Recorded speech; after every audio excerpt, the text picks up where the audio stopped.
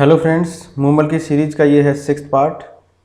हमने राजस्थान के current affairs discuss कर लिए थे। आज से हम डिस्कस करेंगे नेशनल लेवल के करंट अफेयर्स और सबसे पहले स्टार्ट करेंगे मार्च 2023 के। इसमें हम देखेंगे चर्चित व्यक्तित्व, स्थान और योजनाएं।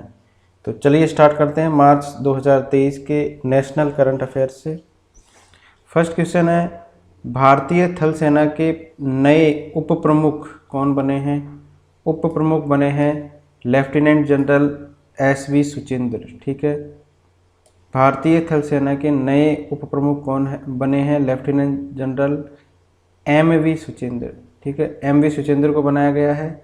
और आपको ध्यान होगा थल सेना के प्रमुख है मनोज पांडे जी। लेफ्टिनेंट मनोज पांडे हैं थल सेना के प्रमुख। उप प्रमुख बनाया गया है MV सुचेंद्र कुमार को। नागालैंड से चुनी गई पहली महिला विधायक, ध्यान रखिए जो है नागालैंड बना था 1963 में। उसके बाद से कोई भी महिला यहाँ पर विधायक नहीं बनी है, पहली बार अभी बनी है। ठीक है, इस वर्ष जो संपन्न हुए हैं विधानसभा चुनाव, उसके अंदर हेकानी जरवालू ये बनी है पहली जो है महिला विधायक नागालैंड की। इनके साथ ही सलहोतु ओनुसो क्रूस ये इन्होंने भी जीत दर्ज की है। तो इस तरीके से 2 महिला विधायक बनी है 2023 के चुनाव के अंदर। ठीक है, अगला है 8 मार्च 2023 को त्रिपुरा के नए मुख्यमंत्री की बात करें तो वो बने हैं डॉक्टर मणिक साहा। ये है बीजेपी के। ठीक है, मणिक साहा बने हैं 8 मार्च 2023 को त्रिपुरा के नए मुख्यमंत्री। मेघालय के मुख्यमंत्री बने हैं कॉनरेड संगमा और ये बने हैं लगातार दूसरी बार मेघालय के। इसके बाद में है नागालैंड के नए मुख्यमंत्री बने हैं 5वीं बार बने हैं, ये है निम्फ्यू रियो। ठीक है, निम्फ्यू रियो बने हैं नागालैंड के। N से याद रख लीजिए, ने से नागालैंड और ने से नेफ्यू रियो। 6 मार्च 2023 को भारत के नए महालेखा नियंत्रक CGA महालेखा नियंत्रक बने हैं SS दुबे जी। ये है 28वें महालेखा नियंत्रक। SS दुबे जी कौन से है? 28वें महालेखा नियंत्रक है। और वर्तमान की बात करें तो वर्तमान में है गिरीश चंद्र मुर्मू, ये है 27वें। नेक्स्ट है भारतीय वायुसेना में अग्रिम लड़ाकू इकाई इसकी कमान संभालने वाली पहली महिला अधिकारी कौन बनी है? तो अग्रिम लड़ाकू इकाई की कमान संभालने वाली पहली महिला अधिकारी बनी है सालिजा धामी। ठीक है, सालिजा धामी बनी है अग्रिम लड़ाकू इकाई की कमान संभालने वाली पहली महिला अधिकारी। और अवनी चतुर्वेदी की बात करें तो ये है देश की पहली फाइटर पायलट। ठीक है, पहली फाइटर पायलट कौन थी? अवनी चतुर्वेदी। और कैप्टन शिवा चौहान की बात करें तो ये है सियाचिन ग्लेशियर में तैनात होने वाली पहली भारतीय सैन्य महिला अधिकारी। तो सियाचिन के ग्लेशियर में तैनात होने वाली कौन है? कैप्टन शिवा चौहान। नेक्स्ट है नियंत्रण रेखा LAC पर अग्रिम मोर्चे पर फील्ड वर्कशॉप की कमांड करने वाली भारतीय सेना की पहली महिला अधिकारी बतानी है। फील्ड वर्कशॉप की कमांड करने वाली, तो इनका नाम है कर्नल गीता राणा। ठीक है, इन्होंने नियंत्रण रेखा पर अग्रिम मोर्चे पर जो है भारतीय सेना का प्रतिनिधित्व किया है या कमांड देने वाली है। कर्नल गीता राणा की बात करें तो पूर्वी लद्दाख चीन सीमा पर यह तैनात है। वंदे भारत एक्सप्रेस को चलाने वाली एशिया की, ध्यान रखिए एशिया की है ये पहली महिला लोको पायलट, इनका नाम है सुरेखा यादव। ये पहले 1988 के अंदर जो है देश की पहली महिला ट्रेन ड्राइवर बनी थी। ठीक है, और सुरेखा यादव की बात करें तो एशिया की पहली महिला लोको पायलट बनी है। कौन? सुरेखा यादव। और वंदे भारत एक्सप्रेस को इन्होंने चलाया है। पुस्तक Vipin the man behind the uniform, इसके लेखक बताने हैं कौन है? ये पुस्तक का नाम है Vipin the man behind the uniform. इसके लेखक का नाम है रचना बिष्ट रावत। ठीक है, रचना बिष्ट रावत है इसके लेखक। सामवेद जो है अपना वन ऑफ द वेदास, 4 वेदों में से एक है सामवेद। इसका उर्दू में अनुवाद किया है। ठीक है, और ये पहली बार किया है। और यह अनुवाद किसके द्वारा किया गया, तो इकबाल दुर्रानी जी ने किया है सामवेद का उर्दू में अनुवाद। और इन्होंने इससे पहले भागवत पुराण का 2021 में उर्दू अनुवाद किया था, और भविष्य में भारत का भी इन्होंने उर्दू में अनुवाद किया था, और अभी किया है इन्होंने सामवेद का उर्दू में अनुवाद। इनका नाम है इकबाल दुर्रानी। ये है फिल्म निर्माता। नवीन पेंशन योजना में सुधार हेतु एनपीएस जो है कर्मचारियों को दी जाती है, इसमें सुधार हेतु केंद्र सरकार ने किसकी अध्यक्षता में समिति का गठन किया है, तो राज्यों के अंदर जो ओपीएस लागू हो रही है, ओल्ड पेंशन स्कीम, इसको देखते हुए केंद्र सरकार ने भी अपनी जो एनपीएस है, नवीन न्यू पेंशन स्कीम, इसमें संशोधन करने के लिए एक समिति का गठन किया है। और इसके अध्यक्ष कौन होंगे, इसके अध्यक्ष होंगे वित्त सचिव। ठीक है, वित्त सचिव रास्ता निकालेंगे कि एनपीएस में क्या संशोधन किया जाए कि वो दोनों अधिकतर कर्मचारियों पर लागू की जा सके, केंद्र सरकार और राज्य सरकार दोनों के कर्मचारियों पर। ठीक है, देश में चुनाव आयुक्त का चयन करने के लिए स्वतंत्र पैनल में कौन शामिल होगा, चुनाव आयुक्त। ठीक है, चुनाव आयुक्त का चयन करने के लिए एक डिफरेंट पैनल बनेगा, और इसके अंदर शामिल होंगे प्रधानमंत्री, लोकसभा के नेता प्रतिपक्ष और मुख्य न्यायाधीश। मोस्ट इम्पोर्टेंट है, देश के अंदर चुनाव आयुक्त का चयन करने के लिए पैनल के अंदर कौन कौन शामिल होंगे, तो प्रधानमंत्री, लोकसभा में नेता प्रतिपक्ष और मुख्य न्यायाधीश। इनकी सिफारिश पर जो है राष्ट्रपति के द्वारा इसकी नियुक्ति की जाएगी। वर्तमान की बात करें तो वर्तमान में कैसे नियुक्ति की जाती है चुनाव आयुक्त की, तो वर्तमान में नियुक्ति की जाती है केंद्र सरकार की सिफारिश पर, संविधान के आर्टिकल 324(2) के तहत राष्ट्रपति करते हैं। इसका कार्यकाल की बात करें तो कितना होता है, 6 साल और 65 वर्ष की आयु होता है। चुनाव आयुक्त की बात करें तो इसका दर्जा, जो इसकी रैंक होती है, वो सर्वोच्च न्यायालय के न्यायाधीश के बराबर होती है चुनाव आयुक्त की। मुख्य चुनाव आयुक्त जो है, अब इसमें हटाने का प्रावधान कैसे होता है, चुनाव आयुक्त जो होता है, चुनाव आयुक्त को तो डायरेक्ट राष्ट्रपति हटा सकते हैं, और मुख्य चुनाव आयुक्त जो होता है उसको महाभियोग के द्वारा हटाया जाता है। ठीक है, चुनाव आयुक्त की बात हो रही है। चुनाव आयुक्त जो है इसका कार्यकाल कितना होता है, 6 साल या 65 वर्ष की आयु होता है। अब इनके लिए एक डिफरेंट पैनल बनेगा जिसमें प्रधानमंत्री, लोकसभा के नेता प्रतिपक्ष और मुख्य न्यायाधीश होंगे। ये अपनी सिफारिश करेंगे कि इसको चुनाव आयुक्त बनाया जाना चाहिए, और राष्ट्रपति के द्वारा उसकी नियुक्ति की जाएगी। अब जो चर्चा में स्थान रहे मार्च 2023 में, वो देख लेते हैं।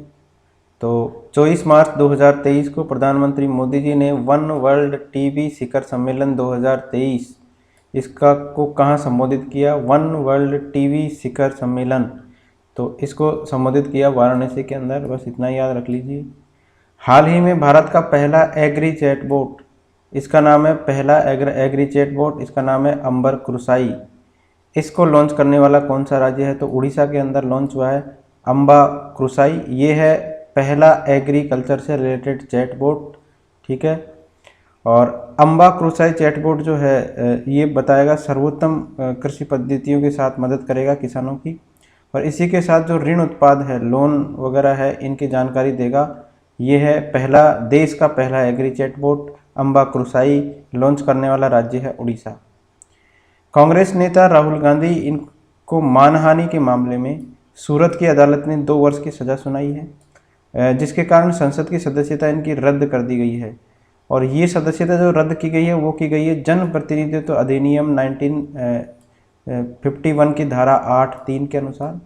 तो ये कहाँ के सांसद थे, पहले सांसद थे ये केरल से सांसद थे, वायनाड के सांसद थे, और इनकी सदस्यता रद्द कर दी गई है मानहानि के मामले में, और इनकी सदस्यता रद्द की गई है। तो ये आर्टिकल भी याद रखिए, ये अधिनियम है जन प्रतिनिधित्व अधिनियम 1951 की धारा 8(3) के अनुसार।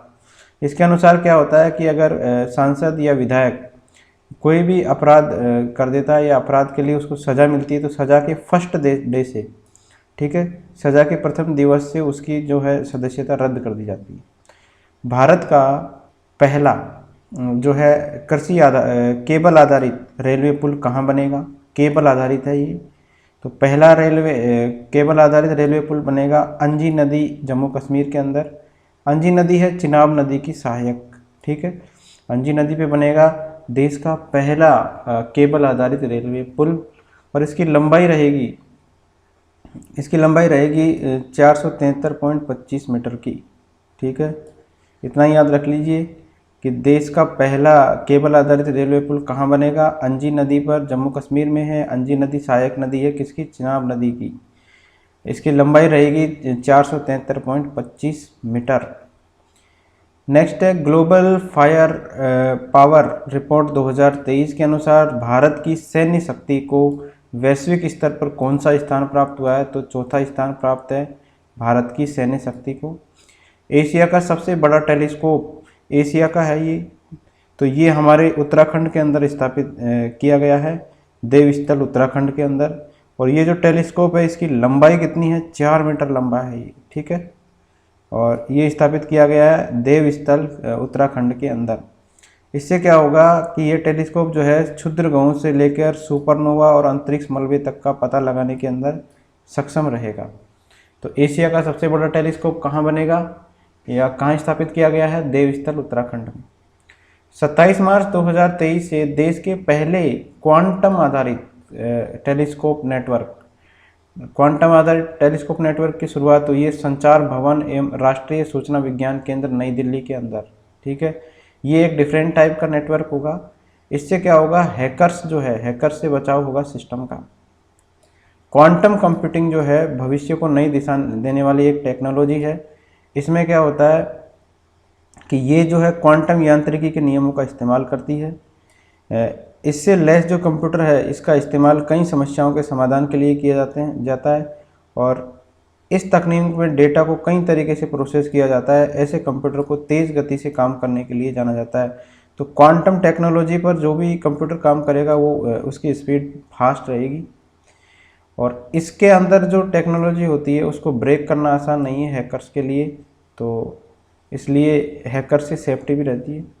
तो पहला है ये कंप्यूटिंग टेलीस्कोप नेटवर्क। इसकी शुरुआत हुई है संचार भवन एवं राष्ट्रीय सूचना विज्ञान केंद्र नई दिल्ली में। 4 मार्च 2023 को राष्ट्रपति द्रौपदी मुर्मू ने कहाँ पर 7वें अंतर्राष्ट्रीय धर्म धम्म सम्मेलन का आयोजन किया? तो ये किया है भोपाल एमपी के अंदर। देश के किस स्थान पर ऑस्ट्रेलिया के प्रमुख डीकीन विश्वविद्यालय है एक, उसकी जो है इंटरनेशनल ब्रांच खोली जाएगी, अंतर्राष्ट्रीय लेवल की शाखा खोली जाएगी। ऑस्ट्रेलिया का एक यूनिवर्सिटी है डीकीन यूनिवर्सिटी, तो इसकी जो ब्रांच खोली जाएगी वो खोली जाएगी गिफ्ट सिटी गुजरात के अंदर। 5 से 9 मार्च 2023 को 23वें राष्ट्रमंडल विधि सम्मेलन का आयोजन कहाँ किया गया? राष्ट्रमंडल विधि सम्मेलन का आयोजन किया गया गोवा के अंदर।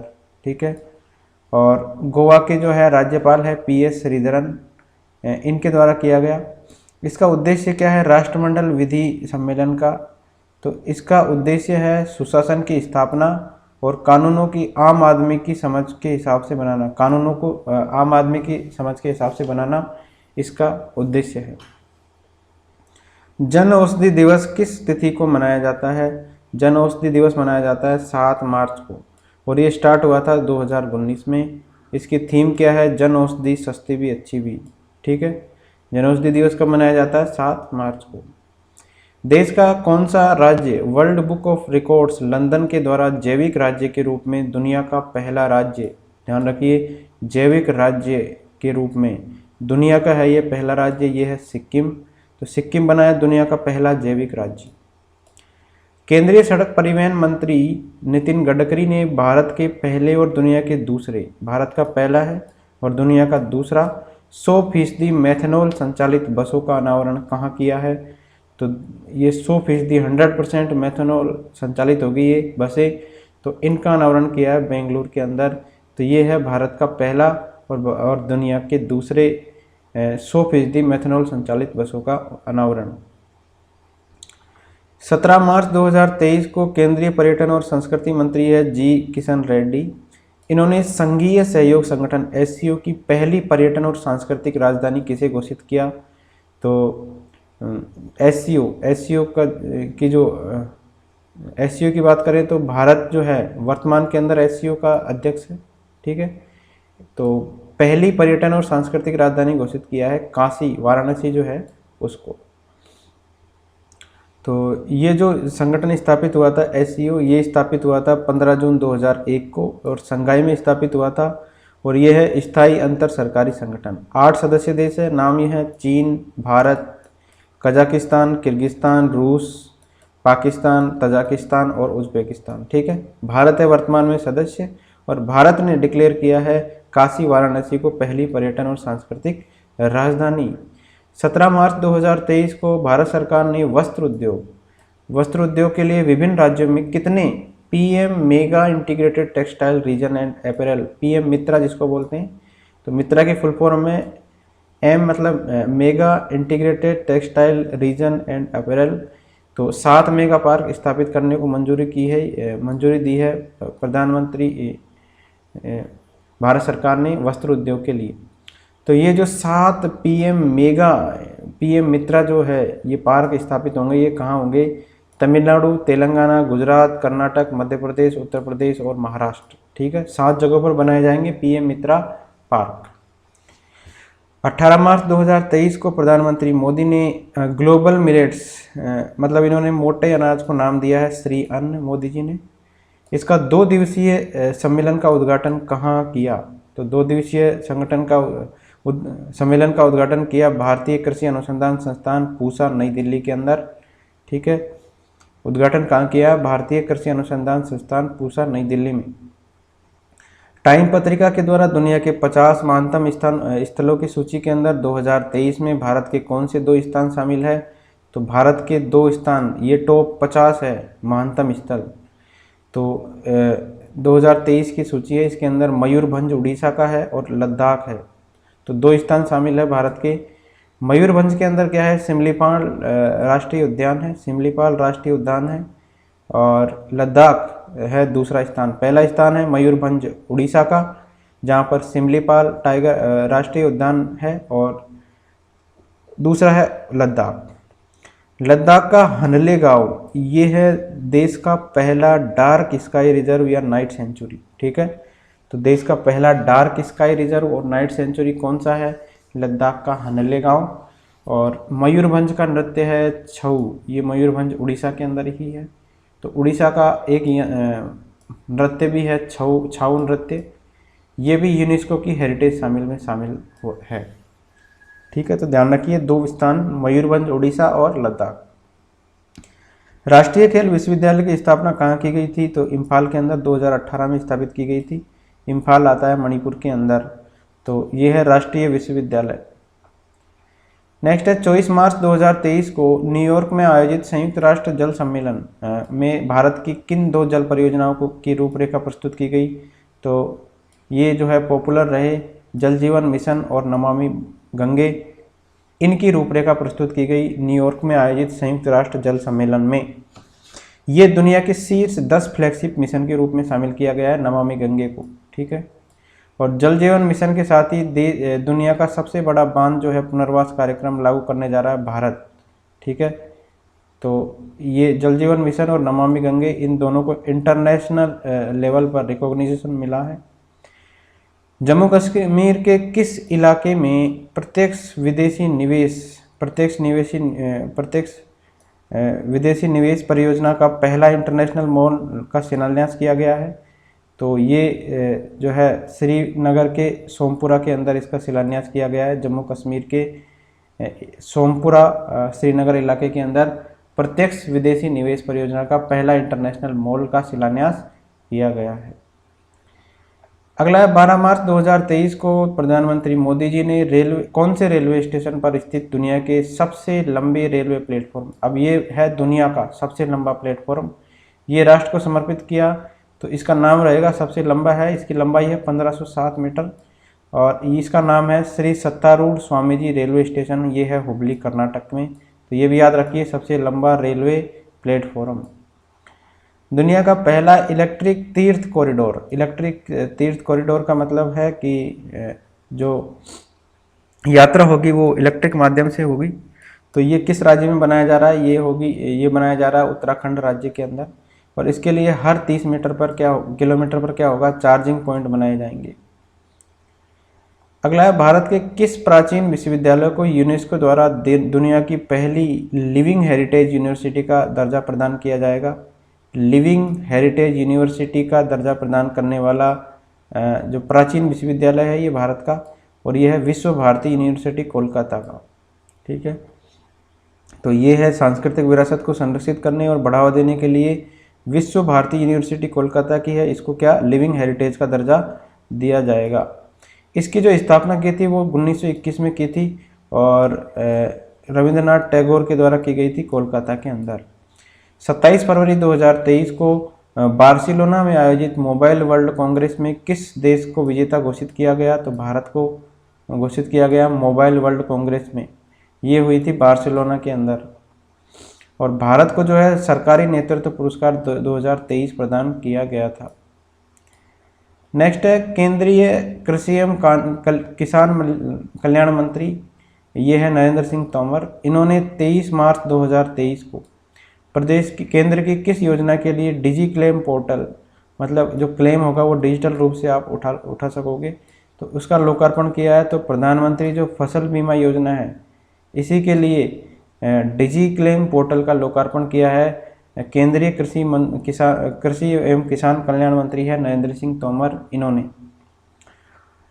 फसल बीमा योजना की टैगलाइन की बात करें तो टैगलाइन है इसकी मेरी पॉलिसी मेरे हाथ। ठीक है, तो ये जो है अभी 6 राज्यों में किया गया है स्टार्ट, और ये किया गया है राजस्थान, उत्तर प्रदेश, हिमाचल प्रदेश, छत्तीसगढ़ और हरियाणा में। ठीक है, तो इनका जो प्रधानमंत्री फसल बीमा योजना के अंतर्गत जो क्लेम है वो क्या है, स्वचालित मतलब डिजी क्लेम के द्वारा, डिजी क्लेम पोर्टल के द्वारा किया जाएगा। Thank you friends.